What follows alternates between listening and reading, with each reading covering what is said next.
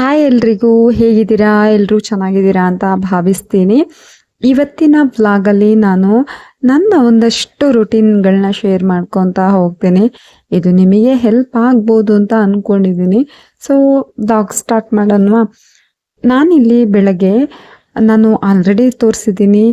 ಇದು ಬಾದಾಮಿ, ಆಮೇಲೆ ದ್ರಾಕ್ಷಿ, ಆಮೇಲೆ ಕಡಲೆ ಬೀಜನ ನೆನೆಸಿಟ್ಟಿರ್ತೀನಿ, ಅದನ್ನ ತಿಂತಾ ಇರ್ತೀನಿ. ಬೆಳಗ್ಗೆ ಮಾತ್ರ ತಿಂತೀನಿ. ಸೊ ಅದಾದ ನಂತರ ನಾನು ಬ್ರೇಕ್ಫಾಸ್ಟ್ ರೆಡಿ ಮಾಡ್ತೀನಿ. ನಾನಿಲ್ಲಿ ತೋರಿಸಿರೋದು, ನೀವು ಇಂಟ್ರೆಸ್ಟ್ ಇದ್ದರೆ ನೀವು ಸ್ವಲ್ಪ ತಿನ್ಬೋದು. ಅಂದರೆ ಬಾದಾಮಿ, ದ್ರಾಕ್ಷಿ ಎಲ್ಲ ಬೆಳಗ್ಗೆ ನೆನೆ ಹಾಕಿ ತಿಂದರೆ ಒಳ್ಳೆಯದು. ಹಾಗೆ ಕಡಲೆ ಬೀಜನೂ ನಾನು ನೆನೆ ಹಾಕ್ತೀನಿ. ನನ್ನ ಮಗಳಿಗೆ 1 ಅಥವಾ 2 ಕೊಡ್ತೀನಿ ಕಡಲೆ ಬೀಜನ. ಅವಳು ಆರಾಮಾಗಿ ತಿನ್ಕೊತಾಳೆ. ಅವಳಿಗೆ ಟೇಸ್ಟ್ ಇಷ್ಟ ಆಗಿಲ್ಲ ಅಂತಂದರೆ ಕಟ್ ಮಾಡಿ ಉಗಿತಾಳೆ ಅಷ್ಟೇ. ಅವಳಿಗೆ 1.5 ವರ್ಷ ಅಂತ ಹೇಳಿದ್ದೀನಿ ಆಲ್ರೆಡಿ. ಇನ್ನೊಂದೇನೆಂದರೆ, ನನ್ನ ಮಗಳಿಗೆ ಅವಾಗ್ಲಿಂದ ಆ ಥರ ಎಲ್ಲ ಫುಡ್ಗಳನ್ನ ಕೊಟ್ಟು ಇವಾಗ ಏನು ನುಂಗ್ಕೊತಾಳೆ ಅನ್ನೋ ಭಯ ಇಲ್ಲ ನನಗೆ. ಸೊ ಇವಾಗ ಆರಾಮಾಗಿ ಜಗಿತಾಳೆ ಅವಳು. ಇಲ್ಲಿ ನಾನು ಉಳ್ದಿರೋ ಬಿಸಿನೀರನ್ನ ನಾನು ಇದಕ್ಕೆ ಫ್ಲಾಸ್ಕ್ಗೆ ಹಾಕೊಂಡಿರ್ತೀನಿ. ಅದು ನೆಕ್ಸ್ಟ್ ಡೇ ತನಕನೂ ಬಿಸಿ ಇರುತ್ತೆ. ಸೊ ಹಾಗಾಗಿ ನಾನು ಅದನ್ನ ಅದೇ ಥರ ಬಿಡಲ್ಲ.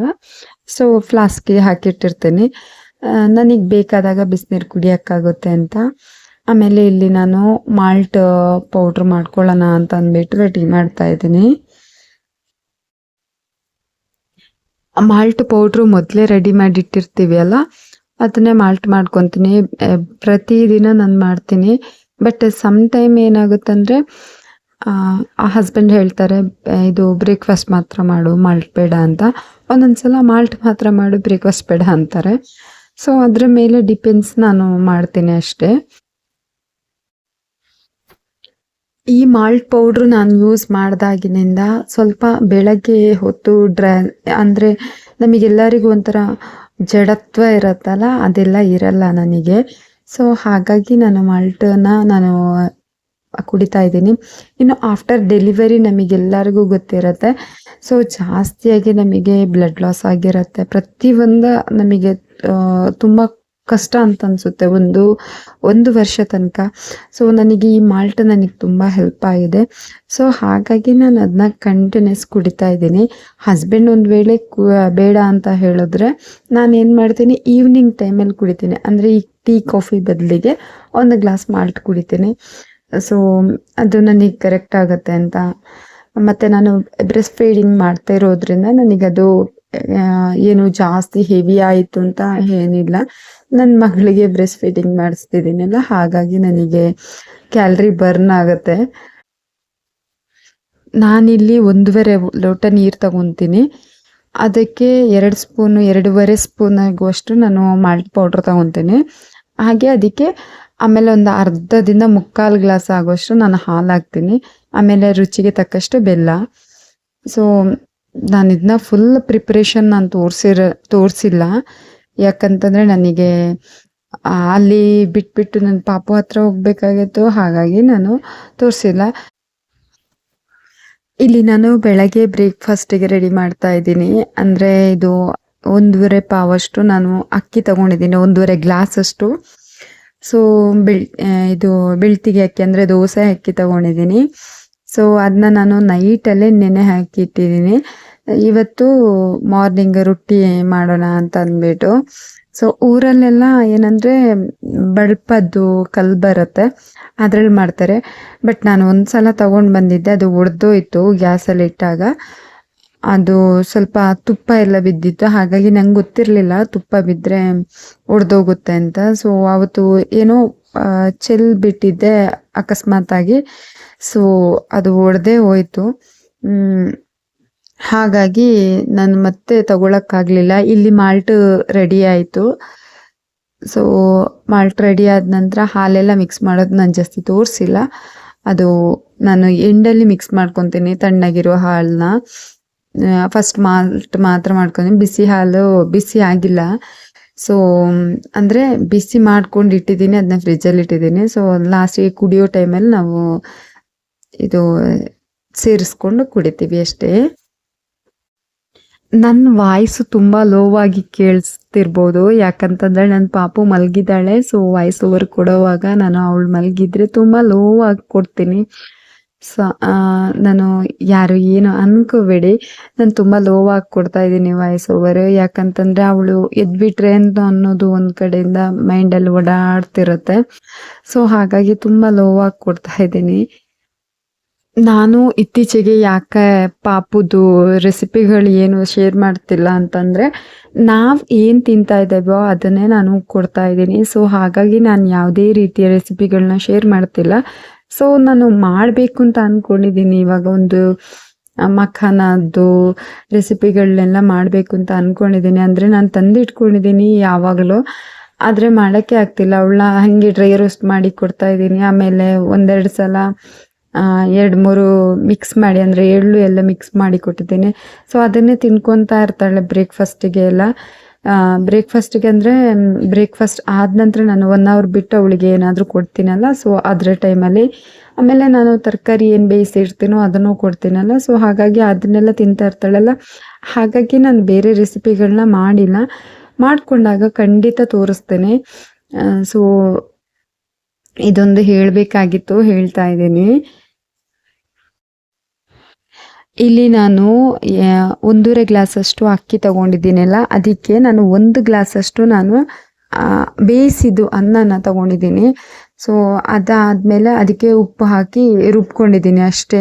ನೀರು ಎಷ್ಟು ಬೇಕು ಅಳತೆಗೆ ರುಬ್ಕೊಂಡಿದ್ದೀನಿ.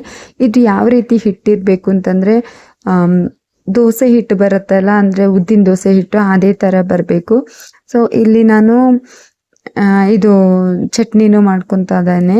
ಚಟ್ನಿಗೆ ನಾನು ಕೊತ್ತಂಬರಿ ಸೊಪ್ಪು ಸ್ವಲ್ಪ, ಆಮೇಲೆ ಕಡಲೆಪಪ್ಪು ಸ್ವಲ್ಪ, ಹುರಿಗಡಲೆ ಅಂತ ಹೇಳ್ತೀವಲ್ಲ ಅದು, ಆಮೇಲೆ ಸ್ವಲ್ಪ ಈರುಳ್ಳಿ 1-2 ಪೀಸ್, ಆಮೇಲೆ ಇದು ಬೆಳ್ಳುಳ್ಳಿ 1, ಆಮೇಲೆ ಹಸಿಮೆಣ್ಸಿನ್ಕಾಯಿ ಅಷ್ಟೇ ನಾನು ಹಾಕೋದು, ತೆಂಗಿನಕಾಯಿ, ಆಮೇಲೆ ಇಷ್ಟೆಲ್ಲ ಹಾಕ್ತೀನಿ ಅಷ್ಟೇ. ಸೊ ಅದನ್ನ ರುಬ್ಕೊತೀನಿ ಹಾಗೆ. ನಾನು ಒಗ್ಗರಣೆ ಎಲ್ಲ ಕೊಡಲ್ಲ ನಾನು ಚಟ್ನಿಗಳಿಗೆ, ನನಗೆ ಕೊಡಬೇಕು ಅಂತ ಅನ್ಸಲ್ಲ. ಸೊ ಹಾಗಾಗಿ ನನಗೆ ಯಾವತ್ತೂ ಕೊಡಲ್ಲ. ಕೆಲವರು ಕೊಡ್ತಾರೆ ಚಟ್ನಿಗಳಿಗೆ, ಬಟ್ ನಾನು ಕೊಡಲ್ಲ. ಯಾಕಂತಂದರೆ ನಾನು ಆಲ್ರೆಡಿ ಎಲ್ಲದಕ್ಕೂ ಕೊಕೊನಟ್ ಯೂಸ್ ಮಾಡಿರ್ತೀನಿ ಮತ್ತಪ್ಪ. ಸೊ ಅದ್ರ ಮೇಲೆ ಆಯಿಲ್ ಏನಕ್ಕೆ ಅಂತ ಅಂದ್ಬಿಟ್ಟು ನಾನು ಹಾಕಲ್ಲ ಅಷ್ಟೇ. ಚಟ್ನಿ ಎಲ್ಲ ಆಯಿತು, ರುಬ್ಕೊಂಡಿದ್ದೀನಿ. ಅಷ್ಟರಲ್ಲಿ ನನ್ನ ಪಾಪುನು ಎದ್ಲು. ಇನ್ನು ಹೋಗ್ತಾ ಇದ್ದೀನಿ ಪಾಪು ಹೇಳ್ಸೋಕ್ಕೆ, ಎದ್ಲಲ್ಲ ಅಂತ ಹೇಳಿ. ಸೊ ಇಲ್ಲೇ ಮಲ್ಕೊಂಡಿದ್ದಾಳೆ. ಪಾಪ ಮಕ್ಳುಗಳಿಗೆ ಬೆಳಗ್ಗೆ ಎದ್ದ ತಕ್ಷಣ ಅಮ್ಮನ ಮುಖ ನೋಡಲೇಬೇಕು. ಸೊ ಇಲ್ಲಾಂದರೆ ಸಮಾಧಾನನೇ ಇರಲ್ಲ. ನನ್ನ ಮಗಳಂತೂ ಹಾಗೆ ಮಾಡ್ತಾಳೆ, ಬೆಳಗ್ಗೆ ಎದ್ದ ತಕ್ಷಣ ಅಮ್ಮ ಅಂತ ಹುಡ್ಕೊಂಬರ್ತಾಳೆ. ಆವಾಗ ಅನಿಸುತ್ತೆ ಪಾಪ ಅಂತ, ಫಸ್ಟ್ ಅದನ್ನೇ ಎತ್ಕೊಳ್ಳೋಣ ಅಂತ ಅನಿಸುತ್ತೆ, ಮಿಕ್ಕಿದ ಕೆಲಸ ಎಲ್ಲ ನೆಕ್ಸ್ಟ್ ಅಂತ ಅನಿಸುತ್ತೆ. ಸೊ ಹಾಗಾಗಿ ಈ ಹದಕ್ಕೆ ಇರಬೇಕು ರೊಟ್ಟಿ ಮಾಡೋವಾಗ. ನಾನು ಮೊದಲು ತವದಲ್ಲಿ ಮಾಡ್ತಾಯಿದ್ದೆ, ಅದಾದಮೇಲೆ ಈ ಒಂದು ಇದು ನಾನ್ ಸ್ಟಿಕ್ ಅಲ್ಲ ಆಯಿತಾ, ಇದು ಐರನ್ ತವ. ಸೊ ನಾನು ಇದನ್ನು ತಗೊಳಕ್ಕೆ ಶುರು ಮಾಡಿದೆ. ಇದು ತಗೊಂಡ್ಮೇಲೆ ಇದರಲ್ಲೇ ನಾನು ರೊಟ್ಟಿ ಮಾಡ್ಕೊಳ್ಳೋದು. ಸೊ ಇದು ಚೆನ್ನಾಗಿರತ್ತೆ. ನನಗೆ ಅಕ್ಕಿ ರೊಟ್ಟಿ ಮಾಡೋಕ್ಕೆ ಬರಲ್ಲ, ಅಂದರೆ ಹಿಟ್ಟಲ್ಲಿ ಮಾಡ್ತೀವಲ್ಲ ಅದು ನನಗೆ ಮಾಡೋಕ್ಕೆ ಬರಲ್ಲ. ಸೊ ನಾನು ಮಾಡೋ ಅಕ್ಕಿ ರೊಟ್ಟಿ ಇದೇ ಥರ ಇರುತ್ತೆ ಯಾವಾಗಲೂ. ನಮ್ಮ ಮಂಗಳೂರು ಸೈಡೆಲ್ಲ ನಾವು ಇದೇ ಥರ ಅಲ್ವಾ ಮಾಡೋದು, ಹಾಗಾಗಿ ನಾವು ಇದೇ ಥರನೇ ಮಾಡ್ತೀವಿ ಅಕ್ಕಿ ರೊಟ್ಟಿನ. ಸೊ ನನಗೆ ಗೊತ್ತಿಲ್ಲ, ಅದು ಇನ್ನೊಂದು ಥರ ಮಾಡಿ ಟ್ರೈ ಮಾಡಿದ್ದೀನಿ, ಯೂಟ್ಯೂಬೆಲ್ಲ ನೋಡಿಬಿಟ್ಟು ಟ್ರೈ ಮಾಡಿದ್ದೀನಿ, ಬಟ್ ನಂಗೆ ಯಾವತ್ತೂ ಆಗಿಲ್ಲ. ಸೊ ಈ ಥರ ರೋಸ್ಟ್ ಮಾಡ್ತೀನಿ. ಇದು ಅಷ್ಟೇ ಇವತ್ತಿನ ಬೆಳಗ್ಗೆದು. ಇದು ಮಧ್ಯಾಹ್ನದ್ದು ನಾನು ಸಾಂಬಾರು ಮಾಡಬೇಕು ಅಂತ ಅಂದ್ಕೊಂಡು ನಾನು ಇಲ್ಲಿ ಇದು ಹುರುಳಿಕಾಳನ್ನ ಹುರಿದಿಟ್ಕೊಂಡಿದ್ದೀನಿ. ಅದಾದಮೇಲೆ ನಾನು ಹುರುಳಿಕಾಳನ್ನ ಹುರಿದಿಟ್ಕೊಂಡಿದ್ದಕ್ಕೆ ನಾನು ಸ್ವಲ್ಪ 1 ಸ್ಪೂನಷ್ಟು ಧನಿಯಾ ಹಾಕ್ಕೊಂಡಿದ್ದೀನಿ, ಮತ್ತು ಒಂದು ಸ್ವಲ್ಪ 1/4 ಸ್ಪೂನಷ್ಟು ನಾನು ಜೀರಿಗೆ ಹಾಕ್ಕೊಂಡಿದ್ದೀನಿ. ಅದಾದಮೇಲೆ ನಾನು ಅದಕ್ಕೆ ಇದು ಕಾಳು ಮೆಣಸು ಹಾಕ್ಕೊಂಡಿದ್ದೀನಿ, ಒಂದು 10 ಕಾಳಷ್ಟು ನಾನು ಹಾಕ್ಕೊಂಡಿದ್ದೀನಿ. ಅದಾದಮೇಲೆ ನಾನು ಕರಿಬೇವು ಹಾಕ್ಕೊಂಡಿದ್ದೀನಿ. ಅದಾದಮೇಲೆ ನಾನು ಅದಕ್ಕೆ ಇಷ್ಟೇ ನಾನು ಎಲ್ಲ ಹುರ್ಕೊಂಡಿದ್ದೀನಿ, ಎಲ್ಲ ಹುರ್ಕೊಂಬಿಟ್ಟು ರುಬ್ಕೊಂಡಿದ್ದೀನಿ. ಅದಕ್ಕೆ ನಾನು ಇಲ್ಲಿ ಇದು ಟೊಮೊಟೊನ ನಾನು ಫ್ರೈ ಮಾಡ್ಕೊಂಡು ಅದಕ್ಕೆ ನಾನು ರುಬ್ಬಿರೋ ಇದನ್ನ ಹಾಕಿದ್ದೀನಿ, ನಾನು ಮಸಾಲೆನ ಹಾಕಿದ್ದೀನಿ. ಟೊಮೊಟೊ ಸ್ವಲ್ಪ ಚೆನ್ನಾಗಿ ಬೆಂದಿರಬೇಕು ಹಾಕೋವಾಗ. ಇದು ಹುರುಳಿಕಾಳು ಸಾಂಬಾರು, ಹುರುಳಿಕಾಳು ರಸಮ್ ಅಂತ ಹೇಳ್ತಾರೆ. ಸೊ ನಾನಿಲ್ಲಿ ಅದಾದಮೇಲೆ ನಾನು ಇದನ್ನು ಚೆನ್ನಾಗಿ ಕುದಿ ಬರೋ ತನಕ ಬಿಟ್ಟು ಅದಕ್ಕೆ ಸ್ವಲ್ಪ ಕೊತ್ತಂಬರಿ ಸೊಪ್ಪೆಲ್ಲ ಹಾಕ್ತಾ ಇದ್ದೀನಿ. ಇಲ್ಲಿ ನನ್ನ ಮಗಳು ಬಂದಿದ್ದಾಳೆ ಮಧ್ಯಾಹ್ನ, ಅವಳಿಗೆ ಕೊಡಮ್ಮ ಅಂತ ಹೇಳ್ಕೊಂಡು. ಸೊ ನಾನು ಮಿಡ್ಲಲ್ಲಿ ನಾನು ಏನು ನನ್ನ ಅಡುಗೆ ಕೋಣೆದಷ್ಟೇ ವಿಡಿಯೋನ ಮಾಡ್ಕೊಂಡಿದ್ದೀನಿ, ನಾನು ಬೇರೆ ಏನು ಮಾಡ್ಕೊಂಡಿಲ್ಲ ಆಯಿತು ಇವತ್ತಿನ ವಿಡಿಯೋದಲ್ಲಿ. ಸೊ ಇದು ಆ್ಯಕ್ಚುಲಿ ಇದು ನಂದು ಸಂಡೇ ಬ್ಲಾಗ್ ಆಗಿರತ್ತೆ. ಸೊ ನಾವು ಅವತ್ತು ಬೇರೆಲ್ಲೋ ಹೋಗಬೇಕು ಅಂತ ಪ್ಲ್ಯಾನ್ ಮಾಡ್ಕೊಂಡಿದ್ವಿ, ಬಟ್ ಹೋಗೋಕ್ಕಾಗಲಿಲ್ಲ. ಸೊ ಹಾಗಾಗಿ ನಾನು ಮನೆಯಲ್ಲೇ ಇದ್ದೆ. ಇಲ್ಲಿ ನಾನು ಬೆಳ್ಳುಳ್ಳಿನ ಜಜ್ಜಿಬಿಟ್ಟು ಹಾಕ್ಕೊಂಡಿದ್ದೀನಿ, ನಾನು ರುಬ್ಬೋವಾಗಲೇ ಹಾಕ್ಕೊಂಡಿದ್ದೀನಿ. ಸಮ್ ಟೈಮ್ ನಾನು ಈ ಥರ ಕುದಿ ಬಂದಾಗ ಹಾಕ್ಕೊತೀನಿ ಎಂಡಲ್ಲಿ ಸ್ವಲ್ಪ, ಅದೊಂಥರ ಫ್ಲೇವರಿಗೆ ಚೆನ್ನಾಗಿರುತ್ತೆ ಅಂತ ಅಂದ್ಬಿಟ್ಟು ಹಾಕ್ಕೊತೀನಿ. ಆಮೇಲೆ ನಾನು ರುಚಿಗೆ ತಕ್ಕಷ್ಟು ಉಪ್ಪು ಹಾಕ್ಕೊತೀನಿ ಈ ಟೈಮಲ್ಲಿ. ಅದಾದಮೇಲೆ ಎಂಡಲ್ಲಿ ನಾವು ಕೊತ್ತಂಬರಿ ಸೊಪ್ಪು ಸ್ವಲ್ಪ ಉದುರಿಸ್ಕೊಂಡ್ರೆ ಆಯಿತು. ಬಟ್ ಟೇಸ್ಟ್ ಅಂದು ಚೆನ್ನಾಗಿರುತ್ತೆ, ವೈಟ್ ರೈಸಿಗಾಗಲಿ ಬಾಯ್ಲ್ಡ್ ರೈಸಿಗಾಗಲಿ ಚೆನ್ನಾಗಿರುತ್ತೆ. ಎಂಡಲ್ಲಿ ಸ್ವಲ್ಪ ಹುಣಸೆ ಹಣ್ಣಿನ ರಸ ಹಾಕಿದ್ದೀನಿ ನಾನು. ಅದು ನಾನು ಹುಣಸೆ ಹಣ್ಣಿಲ್ಲ ಅಂತಂದರೆ ನೀವು ನೆನೆ ಹಾಕ್ಬೋದು, ಅಂದರೆ ಹುಣಸೆ ಹಣ್ಣಿನ ರಸ ಇಲ್ಲ ಅಂತಂದರೆ. ನಾನು ಪುಳಿಯೋಗರೆ ಎಲ್ಲ ಮಾಡ್ತೀನಲ್ಲ, ನನ್ನ ಪಾಪು ಕಾಲಲ್ಲಿ ಒಂದು ಗೆಜ್ಜೆ ಇಲ್ಲ ಆಯಿತು. ಅದನ್ನು ನೋಡಿದಾಗ ನನಗೊಂದು ಇನ್ಸಿಡೆಂಟ್ ನೆನಪಿಗೆ ಬಂತು. ಏನಂದರೆ ನಾನು ಫಸ್ಟ್ ಟೈಮು ಒಂದ್ಸಲ ಪಾಪು ಫೋಟೋನ ನಾನು ಫೇಸ್ಬುಕ್ಕಲ್ಲಿ ಆಮೇಲೆ ವಾಟ್ಸಪ್ಪಲ್ಲಿ ನಾನು ಹಾಕಿದ್ದೆ. ಅಂದರೆ ಸ್ಟೇಟಸ್ ಹಾಕ್ತೀವಲ್ಲ, ನಾನು ಅಪ್ಡೇಟ್ ಮಾಡಿದ್ದೆ. ನಂದು ವಾಟ್ಸಪ್ಪಲ್ಲಿ ಏನು ಸ್ಟೇಟಸ್ ಹೋಗುತ್ತೋ ಅದು ಫೇಸ್ಬುಕ್ ಮತ್ತು ಇನ್ಸ್ಟಾದಲ್ಲೂ ಹೋಗುತ್ತೆ. ಇನ್ಸ್ಟಾದು ಪರ್ಸ್ನಲ್ ಅಕೌಂಟಲ್ಲೂ ಹೋಗುತ್ತೆ, ಫೇಸ್ಬುಕ್ಕು ನಂದು ಪರ್ಸ್ನಲ್ ಅಕೌಂಟೇ ಇರೋದು. ಸೊ ಹಾಗಾಗಿ ಹೋಗುತ್ತೆ. ಇವಾಗ ನಾನು ಪ್ರೊಫೆಷ್ನಲ್ ಅಕೌಂಟ್ ಮಾಡಿದ್ದೀನಿ ಬಿಟ್ಟರೆ, ನಾನು ಮೊದಲೆಲ್ಲ ಪರ್ಸ್ನಲ್ ಅಕೌಂಟೇ ಇದ್ದಿದ್ದು. ಸೊ ಅದನ್ನು ನೋಡಿ ನನ್ನ ಫ್ರೆಂಡೇ ಒಬ್ಬರು ಕಮೆಂಟ್ ಹಾಕಿದ್ರು, ಏನಂತಂದರೆ ಪಾಪುದು ಗೆಜ್ಜೆ ಹಾಕು, ಫಸ್ಟು ಗೆಜ್ಜೆ ಹಾಕಿಲ್ಲ ಅಂತ. ಸೊ ನಾನು ಗೆಜ್ಜೆ ಹಾಕಿದ್ದೆ ಅವತ್ತು, ಬಟ್ ಅವಳದು ಏನಾಗಿತ್ತು ಅಂತಂದರೆ ಅದು ಪ್ರೆಸ್ ಮಾಡೋ ಗೆಜ್ಜೆ ಆಗಿತ್ತು, ಅದು ಬಿದ್ದಿತ್ತು. ಹಾಗಾಗಿ ಇನ್ನು ಪದೇ ಪದೇ ಹೊರಗಡೆ ಹೋಗಿದ್ದಾಗ ಫೋಟೋ ಹಾಕಿದ್ದೆ ಅಲ್ಲ, ಸೊ ಪದೇ ಪದೇ ಬೀಳೋದು ಬೇಡ ಅಂತ ಅಂದ್ಬಿಟ್ಟು ನಾನು ಅದನ್ನ ಬ್ಯಾಗಲ್ಲಿ ಇಟ್ಕೊಂಡಿದ್ದೆ. ಅದಕ್ಕೆ ನಾನು ಅಂದ್ಕೊಳ್ಳೋದು, ನಮ್ಮ ಜನ ಹೇಗಂತಂದರೆ ಎಲ್ಲಿ ತಪ್ಪು ಹುಡುಕಾಗುತ್ತೋ ಅಲ್ಲೇ ತಪ್ಪು ಹುಡುಕ್ತಾ ಇರ್ತಾರೆ. ಎಲ್ಲಿ ಇನ್ನೊಬ್ರನ್ನ ಕೆಳಗಡೆಯಿಂದ ಎಳಿಯೋಕ್ಕಾಗುತ್ತೋ ಅಲ್ಲೆಲ್ಲ ಎಳಿತಾ ಇರ್ತಾರೆ. ಸೊ ಹಾಗಾಗಿ ನಾನು ಅಂದ್ಕೊಂಡೆ, ನಾನು ಅವತ್ತು ಖುಷಿಯಿಂದ ಹಾಕಿದ್ದೆ. ಆ ಒಂದು ಮಾತಿಂದ ನನಗೆ ತುಂಬ ಬೇಜಾರಾಗೋಯ್ತು. ನಾನು ಈ ಫೋಟೋನೇ ಹಾಕಬಾರ್ದಿತ್ತೇನೋ ಅಂತ ಅನ್ನೋ ಅಷ್ಟು ಬೇಜಾರಾಗೋಯ್ತು. ಸೊ ಅವ್ರಿಗೆ ನಾನು ರಿಟರ್ನ್ ಹೇಳಿದ್ದೆ, ಅದು ಬೀಳುತ್ತೆ ಅದಕ್ಕೆ ಪದೇ ಪದೇ ಬೀಳುತ್ತೆ ಅಂತ ಹೇಳಿ ನಾನು ಹಾಕಿಲ್ಲ ಆಯಿತು ಅಂತ. ಬಟ್ ನನ್ನ ಪಾಪು ಫೋಟೋನ ನೋಡಿಲ್ಲ ಅವರು, ಏನಂತಂದರೆ ಅದರಲ್ಲಿ ಏನು ತಪ್ಪಿದೆ ಅದನ್ನೇ ನೋಡಿಬಿಟ್ರು. ಸರಿ ಅಂತ ಹೇಳಿಬಿಟ್ಟು ಅವತ್ತಿನ ನಂತರ ನಾನೇನು ಏನು ಅವರು ರಿಪ್ಲೈ ಮಾಡಿದ್ರು ಅಥವಾ ಮೆಸೇಜ್ ಹಾಕಿದ್ರು ನಾನೇನು ರಿಪ್ಲೈ ಮಾಡೋಕ್ಕೆ ಹೋಗಲ್ಲ ಜಾಸ್ತಿಯಾಗಿ. ಒಂದು ವರ್ಡ್ ಆನ್ಸರ್ ಹೇಳಿಬಿಡ್ತೀನಿ, ಯಾಕಂತಂದರೆ ತಪ್ಪು ಹುಡ್ಕೋದ್ರಲ್ಲಿ ಎಕ್ಸ್ಪರ್ಟ್ ಇರ್ತಾರೆ ಅಂತ ನನಗೆ ಗೊತ್ತು. ಹಾಗಾಗಿ ನಾನು ಅವರು ಹೇಳೋದನ್ನ ಯಾವುದನ್ನು ಜಾಸ್ತಿಯಾಗಿ ತಲೆಗೆ ಹಾಕ್ಕೊಳ್ಳಲ್ಲ. ಈಗ ನಮ್ಮ ಸುತ್ತಮುತ್ತ ಜನಗಳು ಹಾಗೇ ಇರ್ತಾರೆ, ನಾವೇ ಸ್ವಲ್ಪ ಕೇರ್ಫುಲ್ ಆಗಿರಬೇಕು ಅಂತ ನಾನು ಇವಾಗೆಲ್ಲ ಅನ್ಕೊತೀನಿ. ಸೊ ನಾನು ಜಾಸ್ತಿಯಾಗಿ ಏನು ರಿಯಾಕ್ಟ್ ಮಾಡೋಕ್ಕೆ ಹೋಗಲ್ಲ ಮೊದಲಿನ ಥರ. ಮೊದಲೆಲ್ಲ ಓಪನ್ ಆಗಿ ಹೇಳಿಬಿಡ್ತಿದ್ದೆ, ಇವಾಗ ನಾನು ಸೈಲೆಂಟ್ ಆಗಿಬಿಟ್ಟಿದ್ದೀನಿ. ಯಾವುದಕ್ಕೂ ಏನಕ್ಕೂ ರಿಪ್ಲೈ ಮಾಡಿ ಅಂದರೆ ನಮ್ಮ ಮನಸ್ಥಿತಿನ ನಾವು ಅವ್ರ ಮೇಲೆ ಹಾಕೋದಕ್ಕಿಂತ ಸೊ ನಾವು ಸೈಲೆಂಟ್ ಆಗಿರೋದು ಬೆಟರ್ ಅಂತ ಅನಿಸುತ್ತೆ. ಮೊದಲೆಲ್ಲ ನಾನು ತುಂಬ ಬೇಜಾರು ಮಾಡ್ಕೊತಿದ್ದೆ, ಯಾರಾದರೂ ಏನಾದರೂ ಹೇಳಿದ್ರೆಲ್ಲ. ಇವಾಗೆಲ್ಲ ನಾನು ಜಾಸ್ತಿಯಾಗಿ ತಲೆಗೆ ಹಾಕ್ಕೊಳ್ಳಲ್ಲ. ಸೊ ಹೇಗೆ ಹೋಗುತ್ತೆ ಹಾಗೆ ಹೋಗಲಿ ಬಿಡು, ಅವ್ರೇನೋ ಅಂದಿದ್ದಾರೆ ಬಿಡು ಅಂತ ಅಂದ್ಬಿಟ್ಟು ಸುಮ್ಮನಾಗ್ತೀನಿ.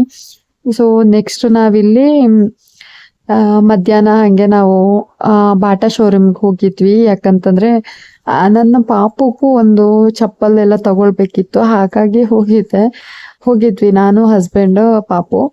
ಬಟ್ ಅವತ್ತು ನಂಗೆ ಪಾಪುಗೆ ಬೇಕಾಗಿರೋ ತರ ಯಾವುದು ಸಿಕ್ಕಿಲ್ಲ. ಹುಡುಗರಿಗೆ ಚೆನ್ನಾಗಿ ಕಲೆಕ್ಷನ್ ಇತ್ತು, ಬಟ್ ಹೆಣ್ ಪಾಪುಗೆ ಯಾವುದು ಇರ್ಲಿಲ್ಲ ಕಲೆಕ್ಷನ್ಸ್.